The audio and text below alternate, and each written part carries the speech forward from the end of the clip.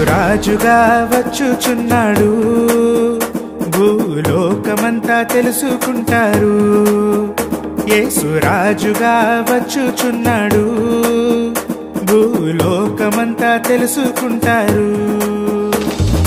రవికోటి తేజుడు రమ్యమైన దేవుడు, రవికోటి తేజుడు రమ్యమైన దేవుడు, రారాజుగా వచ్చుచున్నాడు, రారాజుగా వచ్చుచున్నాడు. యేసురాజుగా వచ్చుచున్నాడు, భూలోకమంతా తెలుసుకుంటాడు.